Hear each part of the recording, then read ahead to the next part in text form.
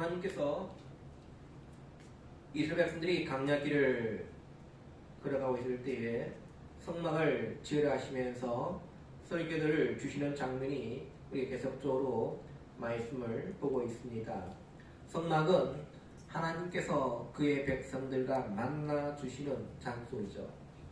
하나님은 그 성막에 어떤 구조를 만들며 어떤 부분을 어떻게 만들어서 어떻게 배치할 것인지를 상세하게 자세하게 말씀해 주셨습니다. 자재 그리고 지수, 모양, 색깔 어떤 단순히 미적 조화를 위한 것이 아니라 하나님께서 우리에게 가르치려는 분명한 내용들이 그 속에 들어져 있다는 겁니다. 성막의 가장 안쪽의 방은 우리가 지성소라 말씀을 드렸습니다. 거기에는 법궤가 놓여 있습니다. 그리고 그 성소 바깥방을 이제 성소라라고 부릅니다. 지성소와 성소로 이렇게 방이 나눠지게 되는데 제사장들이 순번에 따라서 이제 들어가서 분향하는 곳이 있습니다. 성소 안에는 세 가지 기물이 있습니다. 입구에 들어가면 오른쪽에 무엇이 있냐니까 떡을 진열해 놓은 진설병 상이 놓여 있고, 그리고 입구 왼쪽에는 불을 켜는 등대가 있고, 그리고 가장 가운데는 하늘 사르는 향단이 있습니다. 그러니까 성소 안에는 세 가지가 있을 거예요. 떡상과 그리고 등대와 그리고 향단이 있다는 겁니다. 오늘은 우리가 진설병을 놓는 떡상에 대해서 함께 말씀을 나누고자 합니다. 세상 사람들이 섬기는 종교를 보면은 음식을 차려 놓는 것을 봅니다. 우리가 설, 명절, 추석, 명절을 보면은 예수 안 믿는 사람들이 뭘 지냅니까? 제사를 지냅니다. 제사를 지낼 때 빼놓을 수 없는 게 뭡니까? 제사상이에요. 제사상.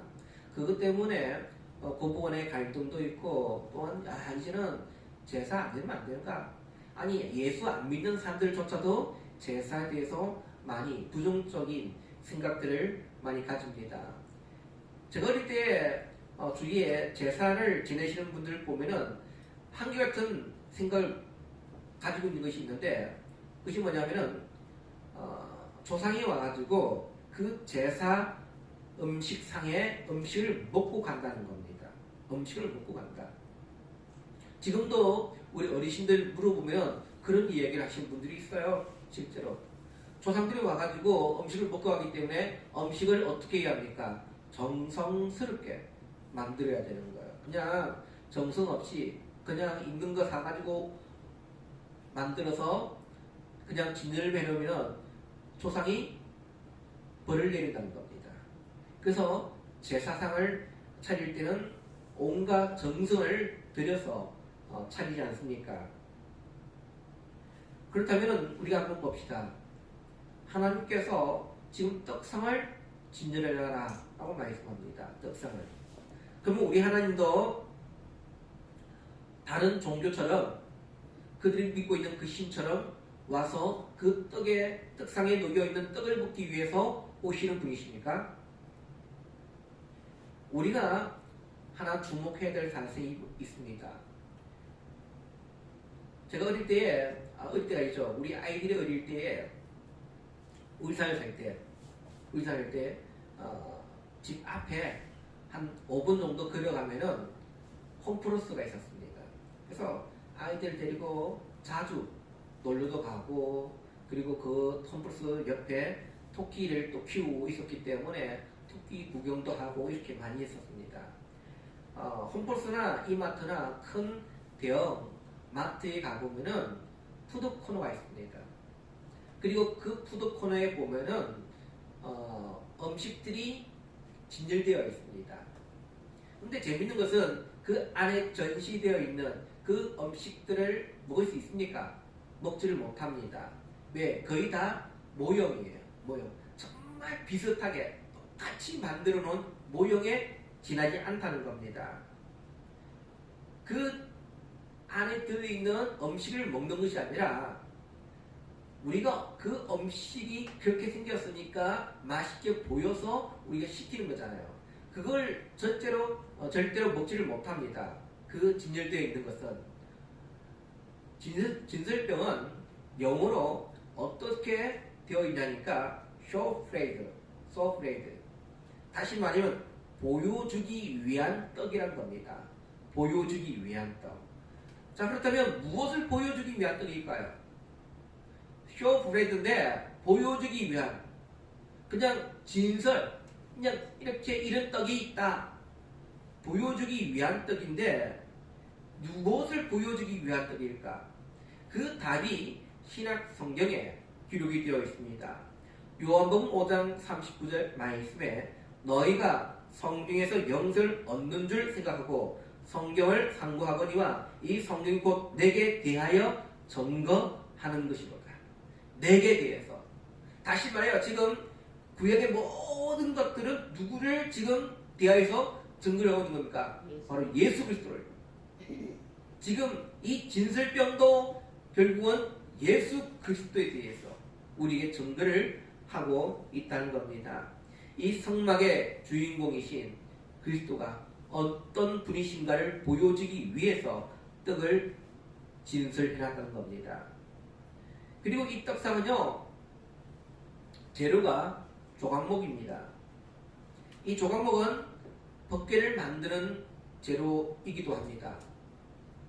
시띠나무, 아카시아가에 속한, 그래서 사막에서 자라는 볼품없는 그런 나무에 재나지 않습니다. 이것은 바로 지난번 말씀드린 것처럼 고난 받으실 그리스도의 육체를 상징을 하고 있다고 했습니다. 크기는 법궤보다는 좀 작습니다. 그리고 높이는 법궤와 똑같습니다. 그러니까 크기는 좀 폭이가 이런 것들은 좀 작지만은 높이는 법궤와 똑같다는 겁니다. 장이 2규빗, 그리고 강이 1규빗, 고가 1규빗 반. 언약궤보다, 법궤보다는 조금 작은 직사각형의 그런 떡을 올려놓는 상을 만들었다는 겁니다. 그리고 이 상도 보면 모든 걸 정금으로 다 샀습니다.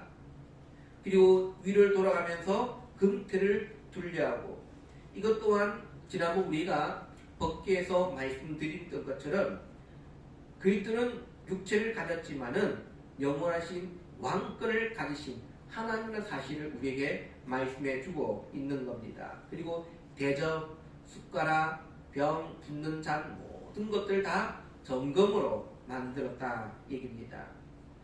그 뜻은 하늘나라 백성이 먹어야 할 양식이 무엇인가를 우리에게 설명을 하고 있는 겁니다. 그래서 우리가 이 떡상을 통해서 5가지 특별한 의미가 들어져 있습니다. 첫째로 보니까 상위에 12동이의 떡을 항상 진설하라 라고 했습니다. 이 상위에 진열되어 있는 떡은 예수 그리스도를 상징하고 있습니다. 그리스도는 이미 만나를 통해서 우리에게 예표하신 분이죠. 그리고 500 이후에 5,000명을 먹이신 분이시기도 합니다. 요한복음 6장 25절의 말씀에 내가 곧 생명의 떡이니 내게 오는 자는 결코 줄이지 아니할 것이요 영원히 목마르지 아니하리로다. 그리고 나는 하늘로서 내려온 산 떡이니 사람이 이 떡을 먹으면 영생하리라. 지금 이 떡은 6덩이씩 12덩이를 만들어 진설합니다. 어느 성경에는 나오지 않지만은 레위기에 가면은 레위기 24장에 보면 이 진설병에 대해서 더 자세하게 설명이 되어 있습니다. 왜 12덩이일까요? 이것은 바로 이스라엘 12지파를 의미합니다. 항상 성경에 10이란 이 의미는 이스라엘을 의미합니다. 이스라엘.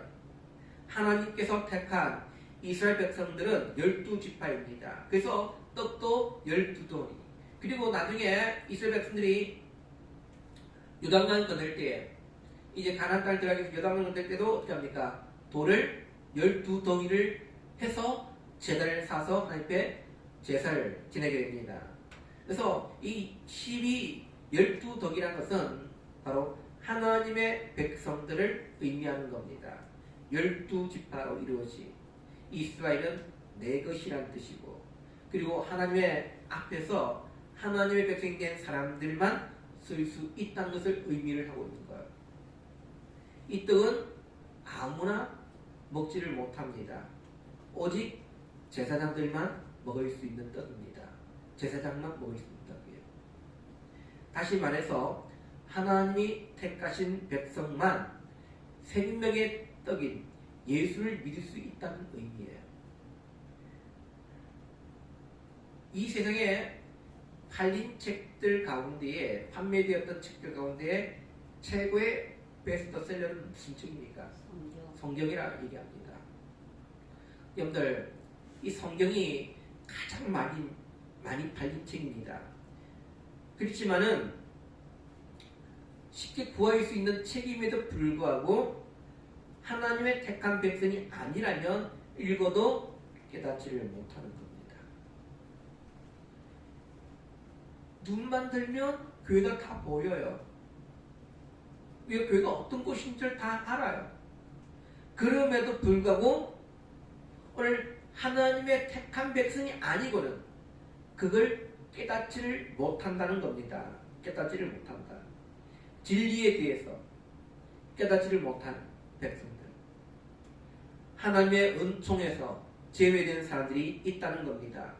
그래서 하나님은 택한 백성을 불러내시고 그들에게 깨닫게 하시고 믿음을 주어 영성에 이르게 하는 겁니다. 어떤 사람은 감옥에서 콜링을 받기도 하고요. 어떤 사람은 가정의 어려움을 통해서 콜링을 받기도 하고요. 어떤 사람은 그냥 성경을 그냥 의심하는 마음을 가지고 읽다가 콜링을 받기도 하고요.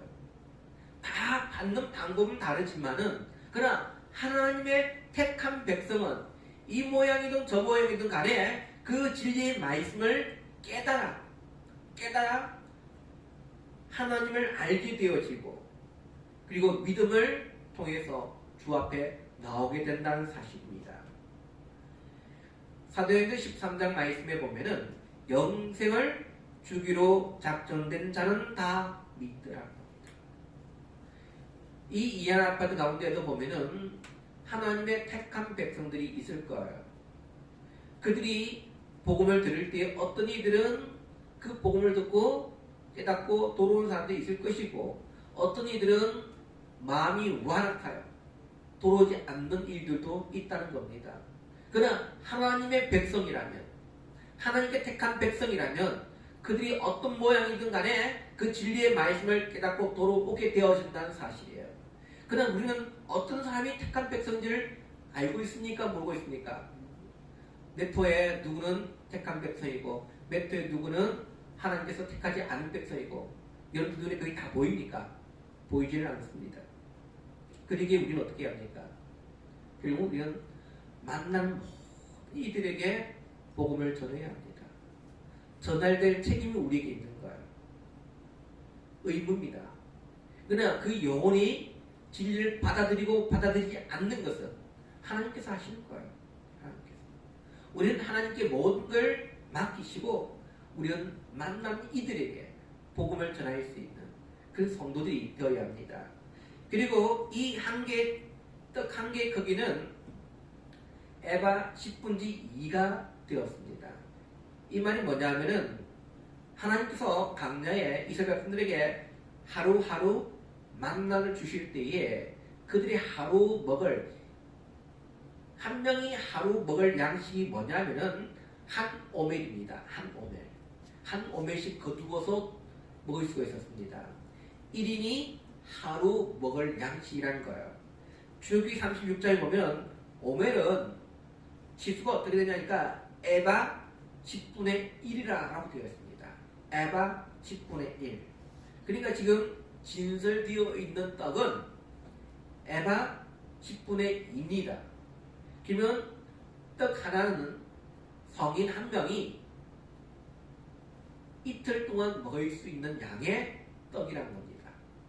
다시 말해 2명이 하루 동안 먹을 수 있는 정도의 떡 정도가 되어진다는 겁니다.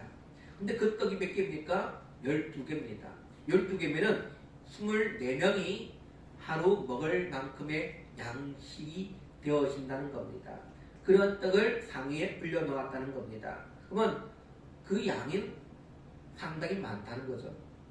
한 명이 아니라 24명이 먹을 수 있을 정도의 떡이 놓여 있는 겁니다. 이 말씀은 그리스도는 전 세계인이 다 믿어도 영생을 얻게 되어지는 넉넉한 떡임을 우리에게 말씀해주고 있는 거예요. 한 명이 아니라, 한 집안이 아니라 온 사람들이 다 먹어도 나눔이 되는 그런 떡이란 겁니다. 복음은 우리가 한 민족만 구원받을 만한 정도의 크기의 분량이겠습니까? 아니죠. 복음은 전 세계 모든 이들이 다 믿고도 나눔이 되는, 천국은 숫자 제한이 있겠습니까? 우리가 아파트는 세대수가 제한되어 있습니다. 우리 이안의 아파트 같은 경우에는 450세대, 500세대가 들어올 수 없어요. 500세대는 근처에 다른 아파트로 가야 합니다. 제한되어 있어요. 그러나 천국은 제한이 없습니다. 천국은 어느 누구든지 믿기만 하면 갈 수 있는 곳이 천국이라는 사실이에요. 그러기에 우리 믿는 성도들이 정말 우리가 복음을 전하여서 수많은, 아니 우리의 형제들, 우리의 가족들 가운데 예수를 믿지 아니한 그런 이들이 있다라고 한다면 그들에게 속히 복음을 전하시기를 바랍니다. 그리고 두 번째 보니까 곡식을 빻아 고운 가루를 만들고 불에 구워서 만들어라 라고 했습니다. 아마 지금 성막이 만들어질 때는 이스라엘 백성들이 가나안 땅에 들어가기 전에 이미 성막을 만듭니다. 그러면 가나안 땅에 들어가면 본격적으로 농사를 짓게 됩니다. 그러면 농사를 짓기 전에는 그들이 뭘 가지고 떡을 만들었겠습니까? 결국은 하늘로서 내려온 만나를 가지고 떡을 만들게 되는 겁니다. 어찌 보면 만나라는 것은 그들이 노력을 통해서 만들어진 게 절대 아니란 겁니다. 어떤 희생을 통해서 만들어진 게 아니죠. 거저 받은 하나님의 은혜를 통해서 만들어졌다는 겁니다. 특별히 이 떡은 누룩을 넣지 않은 떡입니다. 그래서 우리가 무교병이라 말씀드릴 수 있어요. 지난번 우리가 출애굽 사건을 통해서 무교병에 대해서 이미 말씀을 드렸습니다. 빵을 만들 때 누룩을 넣지 않고, 그래서 부풀지 않아서 그 촉감이 딱딱한 빵입니다. 그래도 모양도 별로 시원치 않습니다. 우리가 제과점에 가면은 팥빵 있죠. 동그란 팥빵. 얼마나 잘 부풀어 올라 있습니까? 폭신폭신하고, 그리고 모양도 동그랗게 만들어져 있습니다. 그야 이렇게 손을 빚어가지고 만들면 쉽게 모양이 나와요. 그러나 누룩을 넣지 않은 빵은요, 그렇지 않습니다. 만들어 보면 납작합니다. 볼품도 없어요. 그 얘기는 뭐냐? 모양도 없지만 온전히 무지하셨던 그리스도를 상징을 합니다. 이 12덩이의 이 떡, 무교병은 누룩을 넣지 아니기 때문에 순수하다는 뜻입니다. 순수하다. 성경에 누룩은 자주 이 죄와 관련되어서 사용될 때가 많습니다. 변질되는 것. 하나님께 바쳐진 땅은 하나님께 설 수 있는 사람은 자신의 모습 그대로여야지 어떤 가식이 들어간다든지 아니면 허황 부풀린 것들로 위선으로 나올 수 없다는 겁니다. 우리 있는 모습 그대를 가지고 하나님께 나올 수가 있는 겁니다. 사람들은요, 다른 사람들 앞에 자신을 멋지게 보이려고 합니다. 회사에서 사원을 뽑을 때에 대개 보면 이력서를 보고 뽑습니다. 요즘에 청년들이 많이 회사를 할 때에 주안점을 두는 것이 스펙입니다. 그래서 뭐 월급은 작더라도 내가 그 이력서에 한 줄, 뭐 다른 게 아니라 한 줄, 어디에서 어떤 일을 했다, 그 한 줄을 적기 위해서 그들이 노력하는 걸 봅니다. 뭐 영어도 마찬가지고요. 스펙, 합의한 것. 근데 그렇게 이력서에 합의해도 결국 서보면은 어떤 사람들은 그 이력서에 그 합의한 만큼 일을 못하는 경우도 있고요. 어떤 사람은 그냥 아이고 사람 없어가지고 겨우 그냥 사람을 써봤는데 오히려 진국인 사람도 발견이 되었습니다. 어쩌면 우리에게 보이는 이런 것들은 하나의 스펙이 지나지 않고 하나의 그 사람에 대한 정보에 지나지 않다는 거예요. 요즘에 청년들이 취업하기가 매우 힘들다라고 얘기를 합니다. 그러다 보니까 자꾸 그런 허황된 스펙에만 목매는, 자신이 좀 더 노력하고 또 남들이 가지지 않는 그런 것들을 좀 달란트를 개발해야 되는데, 재능을 개발해야 되는데 그런 것은 개발하지 않고 그냥 스펙 하나 만드는 것, 거기에만 목매는 그런 젊은이들도 많이 있다는 겁니다. 누룩 넣지 않은 빵은 볼품이 없기 때문에 누가 쉽게 사가지도 않습니다. 그러나 하나님께서는 그 떡을 당신의 그 성소 왕의 떡상에 진설하라 말씀했습니다. 이 말씀은 하나님은 우리를 외모로 보지 않고 중심을 보신다는 뜻이에요. 나같이 볼품없는 사람이라 할지라도 하나님의 그 성소 안에 가장 귀한 곳에 우리가 하나님 앞에 쓰임받을 수 있다는 사실을 꼭 기억하시길 바랍니다. 또한 누룩을 넣지 않은 떡은요, 누룩을 넣은 떡보다는 부패하는 것이 좀 느릴 수는 있습니다. 그러나 결국은 부패할 수밖에 없다는 사실입니다. 부패의 속도는 좀 느릴 뿐이지, 그래서 하나님은 이 떡을 일주일마다 새 것으로 갈아 놓아라 라고 말씀했습니다. 이것은 부패한 우리의 본성을 의미합니다. 어떤 세상의 사람들을 누룩 넣은 떡으로 비교할 수 있지만 우리는 누룩 넣지 않은 그런 떡이지만 그러나 그 떡도 부패할 수밖에 없다는 사실. 그래서 매주마다 그 떡을 바꾸라는 겁니다. 새 떡으로. 이 말씀은 뭡니까? 우리가 한번 은혜 받았다 해가지고 그 은혜가 계속적으로 지속되느냐? 지속되지 않는다는 겁니다. 그래서 매주마다 올라와서 하나님께 예배됨을 통해서 우리는 새로운 떡으로 우리는 교체를 해야 되는 거예요. 새로운 양식을 우리는 먹어야 되는 겁니다. 새로운 양식. 자, 믿음의 성도님들, 우리가 매주일마다 왜 하나님께 예배를 드려야 합니까? 제사장이 떡을 만들 때 목사는 말씀의 떡을 장만하는 것이 임무입니다. 그래서 우리 성도들이 이 매주마다 우리가 올라와서 하나님의 말씀의 떡을 우리 받아 먹어야 되는 겁니다. 교회는 주일날 우리 성도들이 말씀을 먹으러 오는 곳이지 어떤 친구를 위해서 어떤 동아리 활동을 위해서 오는 곳이 결코 아니란 겁니다. 교회의 의무가 뭡니까? 교회의 목적이 뭐겠습니까?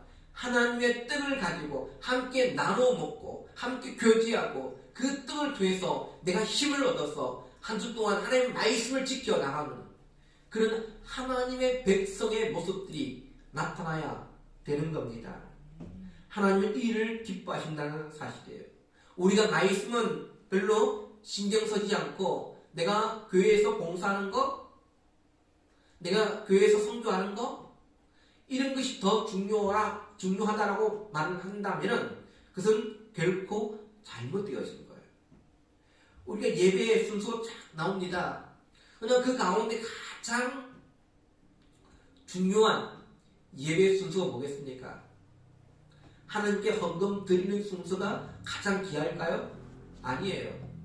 가장 귀한 시간은 하나님의 말씀을 먹는 그 시간이 가장 귀하다는 겁니다. 말씀을 먹어야만이 우리의 힘을 얻게 되는 거예요. 여러분들, 우리가 육적인 양식도요, 한 끼, 두 끼, 아니 하루를 굶어 보십시오.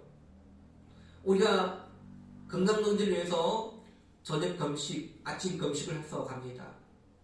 그러면 힘들어요. 두 끼를 안 먹어도 힘들어요. 근데 우리가 한 주 올라와서 말씀 먹고 사는데 그것조차도 하지 않으면 어떻게 우리가 삶을 살 수가 있겠습니까? 이 치열한 영적 전쟁터에서 어떻게 우리가 승리할 수 있겠습니까? 그래서 성소 안에 들어갔을 때 가장 먼저 맞이하는 곳이 어디입니까? 떡상인 겁니다. 떡상. 하나님의 그 거룩한 성소 안에 가장 먼저 보는 것이 떡상이라는 사실을 꼭 기억하시기를 바랍니다. 여러분들, 성막에 들어가기 전에 노수로 만든 제단을 거칩니다. 제단. 분향단이에요. 십자가에서 자신을 희생하셨던 예수 그리스도를 상징합니다. 우리가 예수를 믿어야만이 하나님의 백성이 되는 거죠. 그 다음에 지나치는 것이 물두멍입니다. 이것은 말씀으로 우리 자신을 비춰보고 씻어내고 회개하는 그런 의미를 가지고 있는 거예요. 그리고 성막 안에 들어갔을 때 바로 떡상이 있는 것은 그리스도의 피로 씻음 받은 하나님의 백성들이 하나님의 양식을 먹고 진리를 사모하는 자가 된다는 것을 의미하는 거예요. 이미 우리는 예수 그리스도를 믿어 하나님의 백성이 되었습니다. 그렇다면 우리가 이 땅 가운데 하나님의 백성다운 삶을 살 수 있는 그 힘은 어디서 나타나냐? 말씀을 먹음을 통해서 나타나게 된다는 사실이에요. 오늘 우리가 이 자리에 우리 모든 믿음의 성도들이 하나님의 말씀을 사모하는 줄로 믿습니다. 우리가 사모하는 것으로만 만족하는 것이 아니라 양식을 먹었다면 이제 우리는 활동을 해야 합니다. 이제 나가서 진리의 말씀을 지켜나가고 하나님의 말씀대로 순종하는 그 믿음의 성도의 삶들이 일어나시기를 바랍니다. 그래서 하나님께서 오늘 우리를 하나님의 이 진설병 그 떡상 가운데로 우리를 인도하실 때 날마다 우리 하나님의 말씀을 사모하시고 그리고 셈을 얻어 세상 속에서 날마다 승리할 수 있는 저와 여러분 되시기를 주님의 이름으로 축원드립니다. 기도합니다. 자, 이루신 아버지 하나님 감사합니다.